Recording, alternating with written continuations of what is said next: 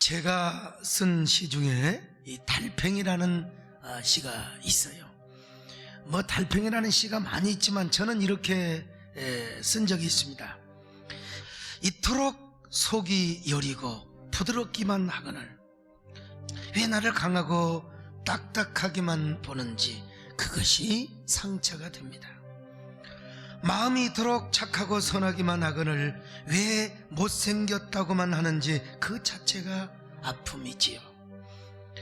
가는 길마저 풀잎들과 의논을 하고 풀벌레들과 속삭이며 쓰러져 있는 풀들을 보노라면 슬픔의 눈물을 감출 수가 없는데 나를 경계만 하려 하니 고독한 존재로 만드네요. 내 안에 울고 있는 또 다른 내가 있는 줄을 알고 계시나요? 그래도 나는 여전히 달팽이, 끝이 강해야 부드러운 마음도 끝까지 지킬 수 있다는 사실을 알고 있죠. 오늘도 나는 가야 할 길을 묵묵히 갈 뿐입니다. 모든 상처를 사겨가며 비록 느리고 더딜지라도 쓰러진 풀잎들을 위로하면서. 자, 여러분, 이 시는 이 달팽이를 시적 화자로 삼거나 아니면 시적 화자가 달팽이가 되어서 자신의 내면의 삶을 고백하고 그려내고 있는 시라고 할 수 있어요. 저는 원래 성격이 참 여리고 부드러운 사람입니다. 굉장히 여리요. 물론 불의를 보면은 막 의협심은 참아내지 못하고 의리와 신의 면에서는 아주 남자다운 기질이 굉장히 많이 있지만 내면은 한없이 부드러워요. 여러분, 제가 얼마나 알고 보면 부드러운 사람입니다. 이걸 알부남이라고 하죠. 알고 보면 부드러운 못놈이라. 마치 황순원의 소설 소나기에 나오는 순박한 소년 같은 마음을 제가 가지고 있어요. 그런데 사람들은 대뜸 보고 저 양반 되게 강하게 생겼다고 말해요. 우리 교회 와가지고 오늘 이 간증하신 김 집사님도 좀 스타일이 안 맞았다는 거 아닙니까, 솔직히. 예. 물론 제가 카리스마가 있는 건 사실이에요. 그러나 교회를 운영하는 데 있어서 제가 얼마나 민주적인데요. 무슨 일을 결정하기 전에 얼마나 많은 사람들과 의논을 하고 정보를 수집하고, 물론 결정을 하면 확 밀고 나가지만 또 갑자기 재정 지출할 일이 있어요. 주중에도 여러분 뭐 50만 원 100만 원 그런 거 아니지만 그래도 좀 액수가 되는 건 내가 재정위원장 부장에게 전화를 하고 의논을 하면서 내가 이 소통의 비약이 얼마나 아름다운지를 제가 알고 있거든요. 그럼에도 불구하고 이따금씩 저를 오해하는 사람이 있습니다. 그 오해하는 사람은 텔레비를 딱 보다가 제 설교가 나오면 딱 돌려버린다는 사람이 있어요. 그 참, 제가 여러분 그 얘기 듣고 얼마나 기도한 줄 아세요? 주여, 그 사람 인내하며 5분만 보게 하여 주시옵소서. 왜냐하면 제 설교에 이래봬도 중독성이 있거든요. 보세요, 아멘 하는 사람이 있잖아요, 그냥 그래도. 그런데 지금은 그런 소리를 거의 못 듣습니다. 소목사 설교를 끝까지 들으니까 이게 내공이 있고 실력이 있고 장난이 아니더라는 것입니다. 여러분, 요즘 방송사마다 다르지만 여러분, 제 설교 시청률이 1, 2위를 다투고 있다는 사실 어느 방송으로부터 연락을 받았어요. 물론 제가 채널 돌린 분도 가끔은 뭐 지금도 있을지 모르겠습니다만 제가 이해를 하지요. 그런 사람들 200% 300% 이해를 합니다. 제가 뭐 허스키하고 또 어떻게 하다 보면 막 강력하게 보일 수 있잖아요. 그런데 그럼에도 불구하고 내가 얼마나 부드러운 사람인데, 내가 여린 사람인데 하고 상처가 될 때가 있어요. 좀 섭섭할 때가 있어요. 그런가 하면 저의 사역으로 인하여 상처를 받을 때가 있다금씩 있습니다. 요즘 어느 TV 명강사라도요, 인류의 평화라든지 전쟁을 막아야 된다, 지구의 생태계, 환경 문제, 인권, 정의 이런 거 강의하면 다 돌려버립니다. 여러분 채널 전부요 개그 콘서트를 본다든지 아니면은 드라마를 본다든지 아니면은 뭡니까, 전부 자신의 삶을 위무해주고 보듬어주는 그런 강의를 들어요. 자신과 관계되어 있는, 아무리 좋은 이야기, 아무리 어려운 이야기, 뭐 역사 강의, 그것도 굉장히 강의 잘하는, 아주 그냥 스페셜하게 잘하는 사람 빼놓고는 안 들어요. 서점가도 마찬가지입니다. 사회가 불안하고 경제가 힘들어지면서 현대인의 마음을 위로하는 항우울제 같은 이런 책과 강연이 굉장히 아주 인기가 있죠. 최근 베스트셀러 10위 안에 진입하는 책들 대부분 보세요. 인생, 사랑, 만남, 그리고 관계에 아주 친숙한 소재들, 그리고 우리의 마음을 아주 부드럽게 하는 솜사탕 같은 이야기들이 아주 그냥 잘 팔린다 이 말이에요. 근데 이런 흐름은 별로 바람직한 현상은 아닙니다.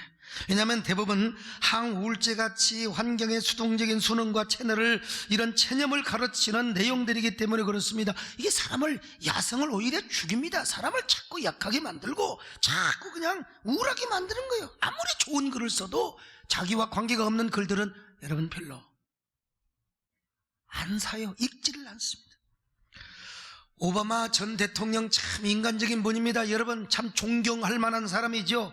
그가 특별히 은퇴하던 날 영부인 미세를 축켜 세워 칭찬해주는 모습은 모든 세계 여성들로 하여금 진짜 대통령을 넘어서 훌륭한 남자다, 그렇게 칭찬을 받을 만한 사람입니다.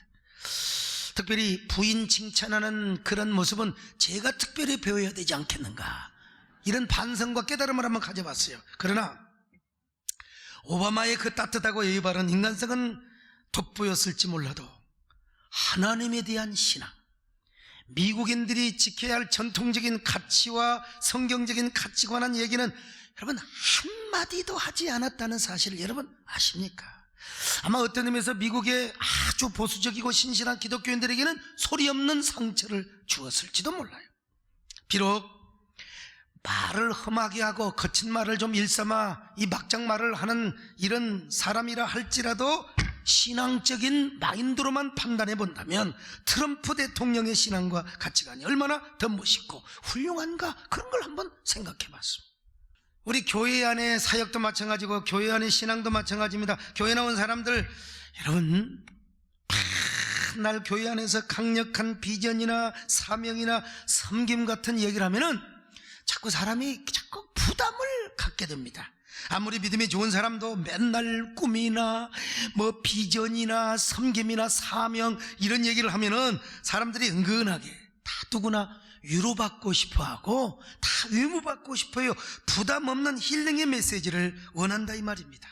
내가 그걸 모르는 바가 아니죠. 그래서 가끔 제가 그런 메시지를 전할 때가 있지 않습니까? 그러나 그런 메시지보다 저는 하나님께 영광이 되고 하나님의 통치를 주지로 한 신정주의적 메시지요, 예수 그리스도의 강력한 복음, 하나님의 나라, 그리고 교회 공익과 교회 생태계를 지키자는 이런 메시지를 많이 하지 않습니까? 그런데 우리 성도들은 그렇지 않겠지만은 제가 가끔 이 유튜브를 가끔 제가 검색을 해봐요.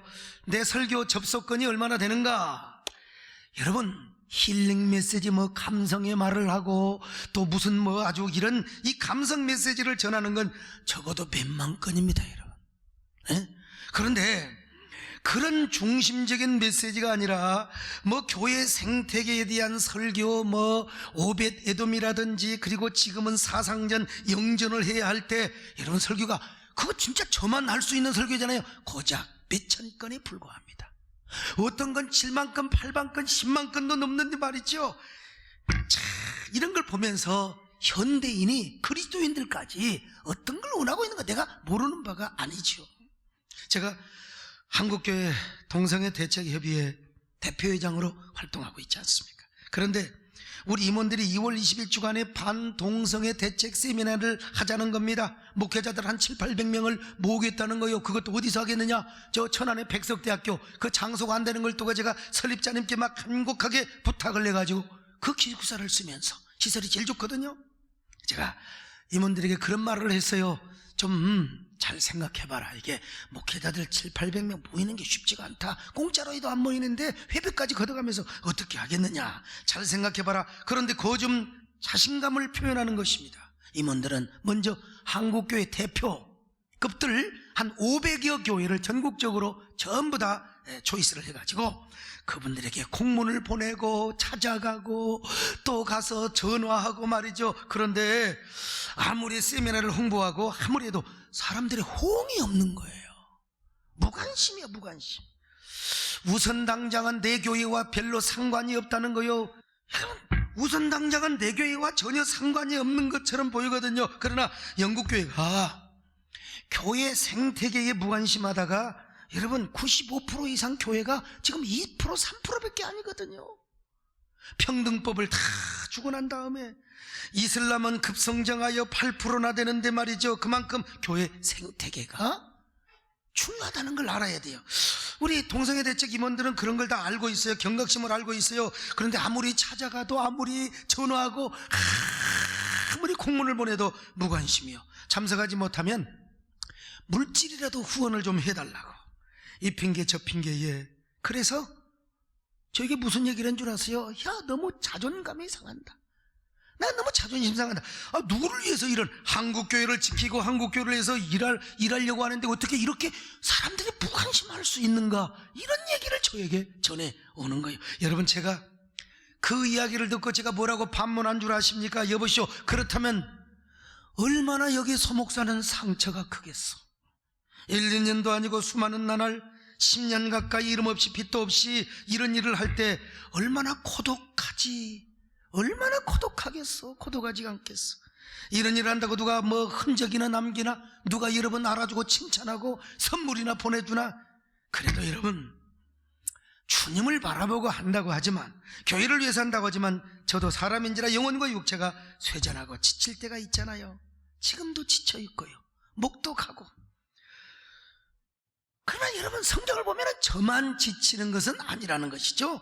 성경에 보니까 다윗도 그랬고 시편 기자들이 얼마나 이런 고백을 많이 했습니까? 하나님이여, 내 영혼과 육체가 쇠잔하나이다. 내 영혼과 육체가 쇠잔하나이다. 상처가 반복되면 그럴 수 있단 말이요. 오늘 여러분은 마음속에 어떤 상처를 갖고 있습니까? 어떤 상처가 여러분의 마음을 짓누르게 하고 있습니까? 오늘 여러분, 분명하게 우리가 확신해야 할 사실이 하나 있는데, 그건 뭐냐? 잘하면 그리스도 안에서 우리가 받은 상처는 우리의 삶을 빛나게 할 수 있다는 사실을 믿으시기 바랍니다.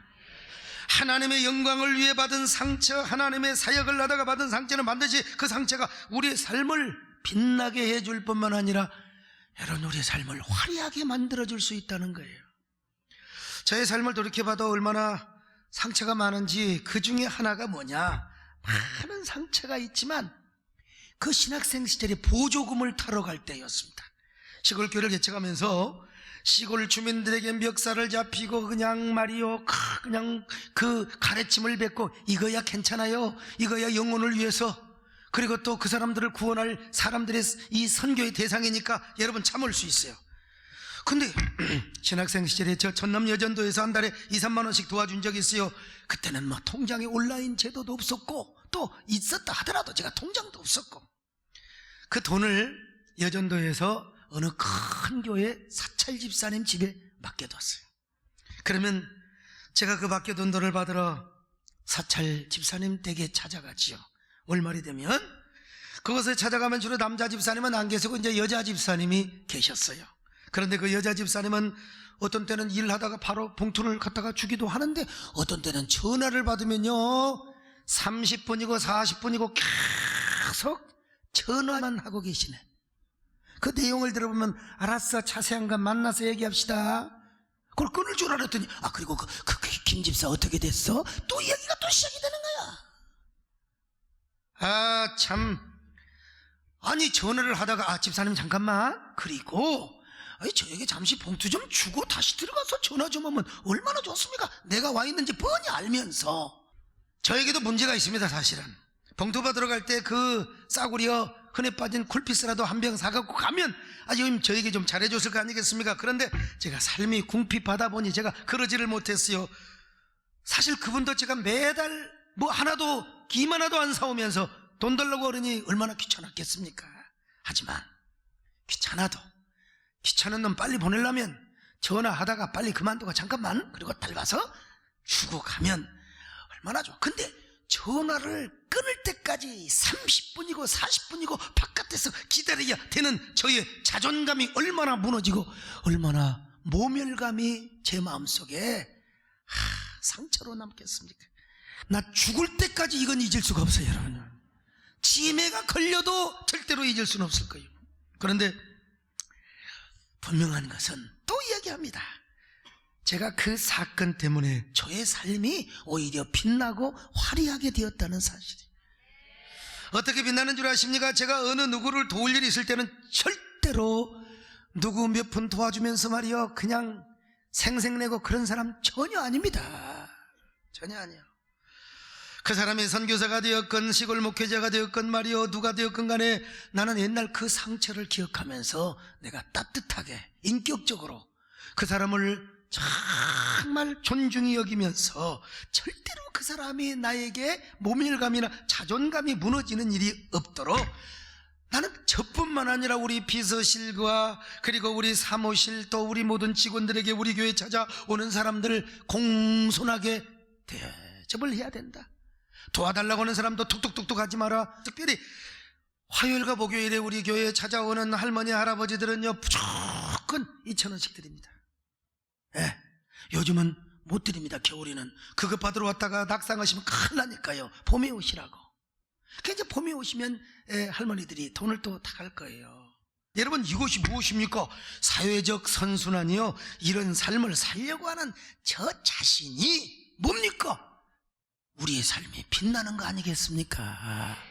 제가 무슨 총회장이 되고 연합기관의 대표장이 되어야 삶이 빛나는 것이 아니라 이 자체가 상처로 말미암아 남을 섬기고 남을 다 존중히 여기는 거, 이것이 삶을 빛나게 하고 그리고 더 영광스럽게 한다는 사실이죠.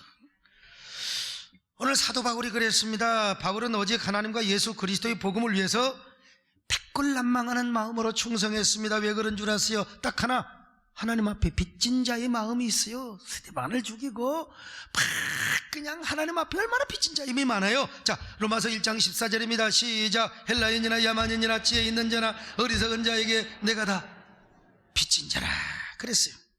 하나님 앞에 빚진 자의 마음이 가득하면 백골난망하여 하나님 앞에 충성하고자 하는 마음이 가득해요. 여러분 안 그렇던가요? 빚진 자의 마음을 가지시기를 바랍니다. 하나님께 빚지고 성도에게 빚지고 교회에 빚지고 소목사에게 빚진 자의 마음이 들어야 교회에 충성하고 하나님 나라 확장을 위해 수고하는 마음이 들지요. 여러분 그런 마음이 없어 맨날 편안하게 살고 싶어요. 신앙생활도 인스턴트 팀이 빠져서 그냥 신앙생활도 편하게 하고 싶은 것이 여러분의 마음이요. 그러므로 여러분 빚진 자의 마음을 가지시기를 바랍니다. 하여간 어떻든 간에 자유로운 영혼이 되지 마시고 빚진 영혼이 되시기를 바랍니다. 빚진 자의 마음이 가득하시기를 축원합니다. 이렇게 열심히 주님 앞에 충성해요. 백골난망으로. 그런데 사도 바울에게 뭔 그렇게 쓴뿌리 상처가 많은지 몰라요. 그 많은 상처들이 그의 삶과 사역을 힘들 때가 있었어요. 어떤 상처가 있었냐? 첫째로 많은 사람들이 그의 외모를 보고 바울을 판단해. 여러분 외모를 보고 판단하는 거 진짜 기분 나쁩니다. 자, 고린도후서 10장 7절 시작. 너희는 만일 사람이 자기가 그리스도에게 속한 줄을 믿을진데 자기가 그리스도에게 속한 것 같이 우리도 그러한 줄을 자기 속에. 여러분 사도 바울을 얼마나 외모로 판단했으면 사도행전 14장에 보니까 이런 일이 있어요. 바울이 막 기도해서 막 그냥 안수해가지고 안진뱅이를 일으키고 수많은 기적을 막 그냥 나타낸 거예요. 그러자 그 예수도 믿지 않는 이방인들이 뭔 얘기를 한 줄 아세요? 바나바는 제우스 같고 그리고 사도 바울은 헤르메스와 같다고 하는 거예요. 자, 사도행전 14장 12절 시작. 바나바는 제우스라고 하고 바울은 그 중에 말하는 자이므로 헤르메스라 하더라. 여러분 제우스는 그리스 신화 중에서 왕중 아닙니까? 왕중왕이죠. 그런데 헤르메스는 그의 아들이고 신의 전령에 불과한단 말이죠.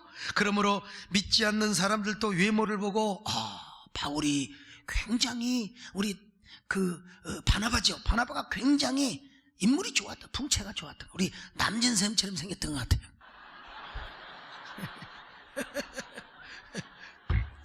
근데 이 사도 바울은 누구와 같느냐? 나같이 생겼나봐요. 하고 사람을 외모로 판단하잖아. 여러분요, 이 사도 바울이 아무것도 아닌 것 같을지라도 이런 일이 반복되면요 이게 비교의식이 생겨요. 열등이 생겨요. 왜 나는 이렇게 생겼나? 제가 개척교회 때 신방을 많이 했는데 그때 전도사님이 있었어요. 여자 전도사님이 아니라 남자 전도사님이 와서 주일학교도 맡고 신방을 따라다니는데 이분은 풍채가 아주 좋았어요. 인물이 굉장히 좋았어요. 예.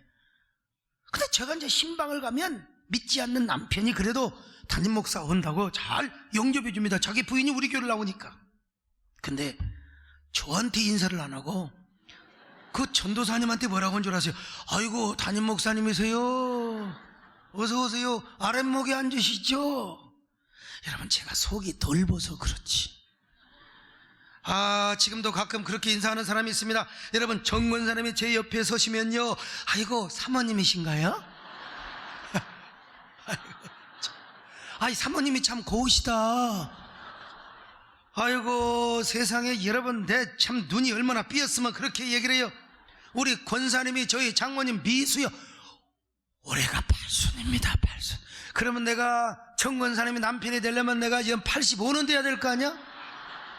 세상에 사람을 그렇게 무시할 수가 있느냐는 말이에요, 여러분. 그러니 사도 바울에게도 얼마나 상처가 되겠습니까, 여러분. 두 번째, 사도권을 인정받지 못한 이유 때문입니다. 자, 고린도전서 9장 1절로 12절입니다. 시작. 내가 자유인이 아니냐, 사도가 아니냐, 다른 사람들에게는 내가 사도가 아닐지라도 너에게는 사도이니 나의 사도됨을 주 안에서. 많은 사람들이 사도권을 인정을 안 했어요. 생긴 것도 별 볼 일이 없죠. 그리고 예수님을 직접 만난 사람이 아니거든. 예수님을 직접 만나고 따르는 사람은요 12제자밖에 없어요. 그러니까 사도 바울을 사도가 아니라고 그렇게 우겨대는 사람이요, 끝까지. 그러니 이 바울이 얼마나 사도로서의 그 권위가 떨어집니까?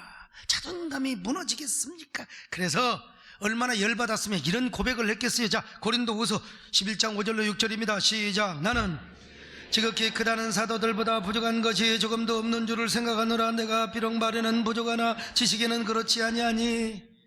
바울이 이런 스타일이 아니잖아요. 그런데도 자신을 변명하고 있어요. 세 번째, 그는 예수 그리스도의 복음을 전하다가 말할 수 없는 고난을 당하였습니다. 여러분, 복음 전하다가 40의 가만, 이 40의 하나 가만배를 5번이나 받았어요. 유대인들은 40대를 맞으면 사형 선고야. 거기서 하나를 빼줬거든요. 그래서 한 대를 빼주고 이런 배를 5번이나 맞았습니다. 거기다가 3번 태장을 얻어맞고 돌로 맞아 죽을 뻔도 있습니다. 이럴 때 사도 바울은 얼마나 복음 전하는 사람, 하나님 도와줘야 될 거 아니에요. 복음을 전하러 다니다가 3번이나 파산을 당하고 일주일을 깊은 바다에 지냈으며, 그리고 강의 위험과 강도의 위험과 도적의 위험과 동족의 위험과 이방인의 위험과 신의 위험과 바다의 위험과 거짓 형제들의 위험을 다 당했어요. 사도 바울은 여러 날 잠도 못 잡니다. 불면증에 걸려서 바울도 여러 번 잠 못 이루는 밤을 얼마나 많이 경험했는지 몰라요. 나만 가끔 불면증 오는 줄 알았더니 나는 이 말씀 듣고 얼마나 위로가 되었는지 몰라요.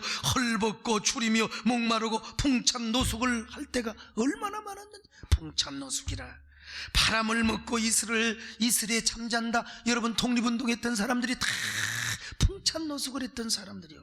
근데 사도 바울도 복음을 전하면서. 자, 성경 확인해 봅시다.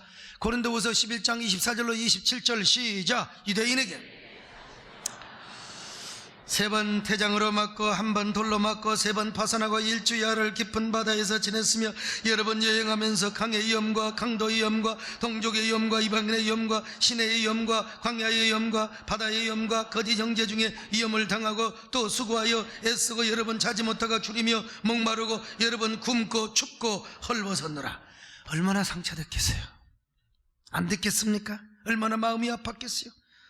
아니, 하나님이 좀 복음 전하는 자를 도와주셔야지. 그런데 이렇게 고생을 다 한 이후에 더 큰 고민과 마음이 막 그냥 더 큰 염려하는 마음이 자신의 마음을 막 짓눌렀어요. 이 고생은 2번째야. 마음이 막 고통스러운 그 무거운 이런 그 심정이 자신의 마음을 막 굉장히 디프레스하고 자신을 막 짓누르고 있었다 이 말이요. 그게 바로 뭐냐? 교회를 향한 염려였습니다. 고린도후서 11장 28절을 보실까요? 시작. 이에 이런 고사하고 아직도 날마다 내 속에 돌리는 일이 있으니 그건 모든 교회를 위하여 염려하는 것이라. 여러분, 바울은 한 교회만 목회하는 목회자가 아니었습니다. 그래서 항상 여러 교회를 염려합니다. 자기가 개척한 교회 있잖아요. 빌립보 교회는 지금 어떻게 부흥하고 있을까? 에베소 교회는 어떤 문제가 없을까? 저 데살로니가 교회, 고린도 교회, 아가보 교회 할 것 없이 바울이 세웠던 교회들을 전부 자기가 세운 교회가 아니라 교회가 몸된 교회 아닙니까? 그러니까 교회를 향한 염려가 있는 거예요. 그것이 이제 바울에게 스트레스가 되고 마음의 부담이 되어 계속 자신의 마음을 막 그냥 짓누르고 있었다 이 말이요. 그 스트레스와 부담이 결국은 뭐요? 자신의 마음의 상처로 남더라 이 말이요. 저는 이런 바울의 마음을 100분의 1, 1000분의 1은 제가 이해할 수 있다고 봐요. 개교의 목회만 하는 캐슬빌더 의식을 가지고 있는 사람들은 이거 잘 몰라요.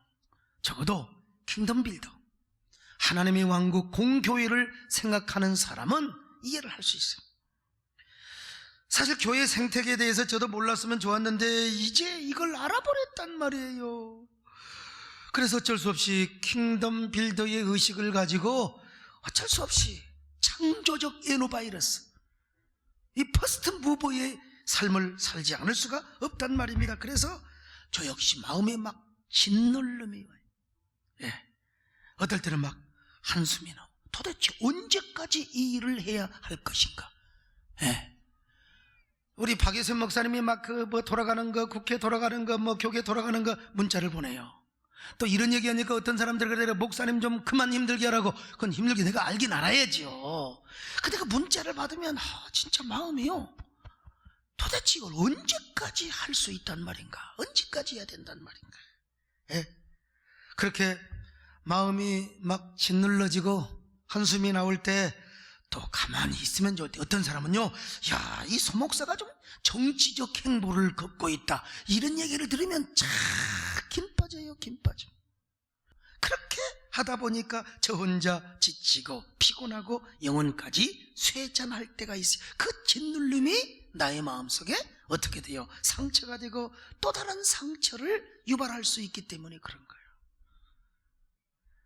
그러나 여러분, 분명한 사실을 우리가 알아야 한다고 했잖아요.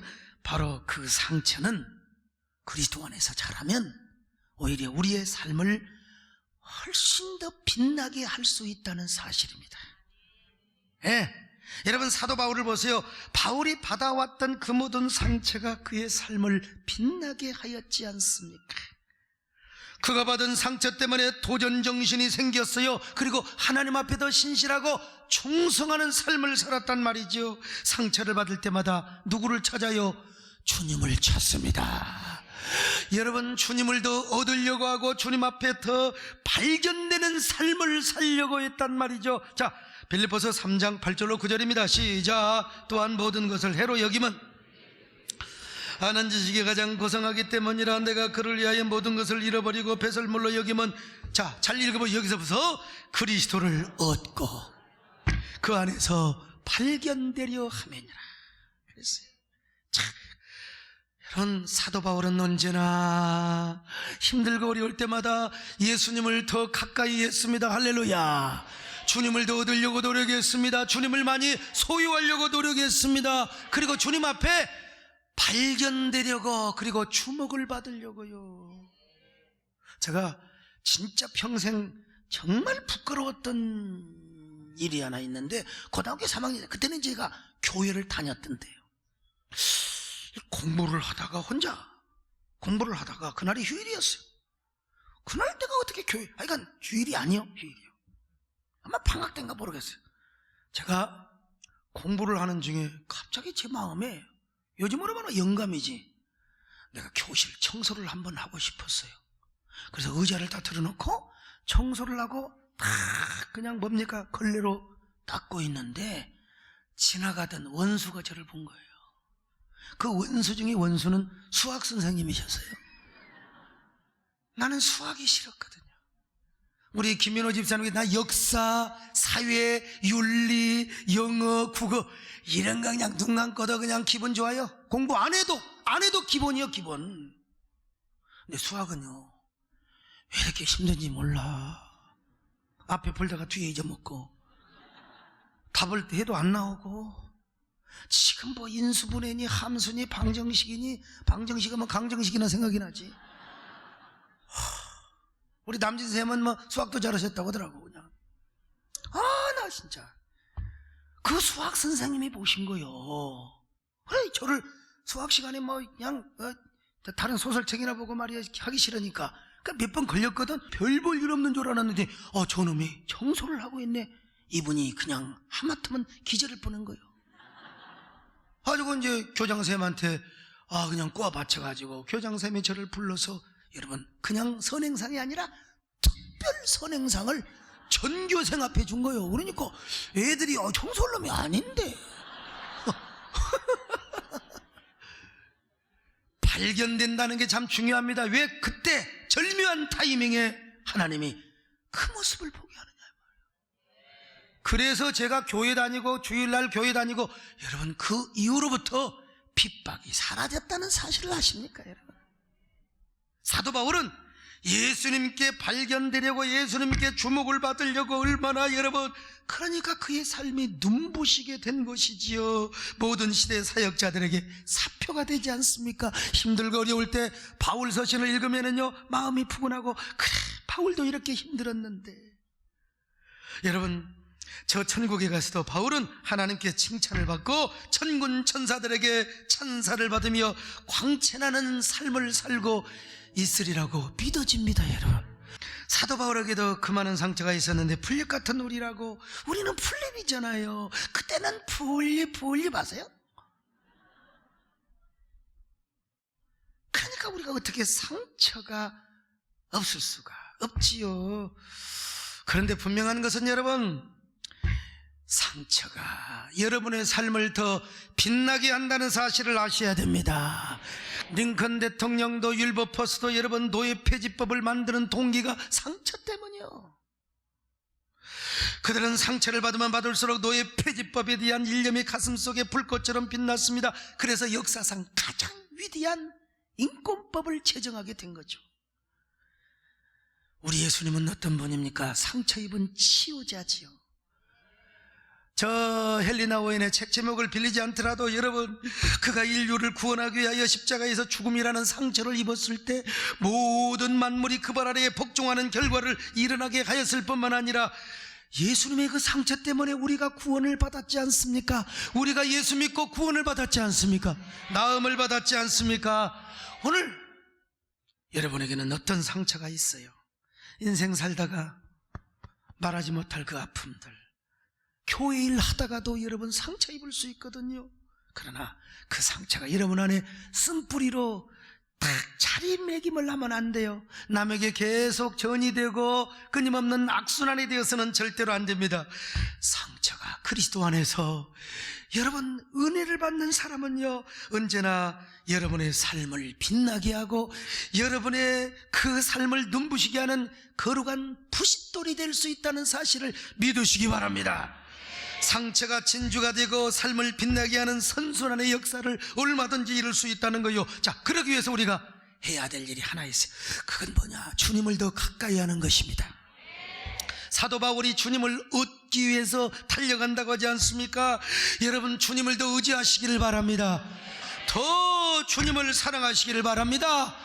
다윗이가 쫓아오는 수많은 사울의 군사들 앞에 오히려 나의 힘이 되신 여호와여, 내가 주님을 사랑합니다, 오히려 낙한 제를 드리며 주님을 찬양했던 것처럼 여러분들이 창의적 낙한 제를 드리시기를 바랍니다. 그럴 때 여러분의 상처가 눈부시게 빛나는 삶으로 바꿔주실 줄로 믿습니다. 이런 은혜가 있기를 주의 이름으로 축원합니다.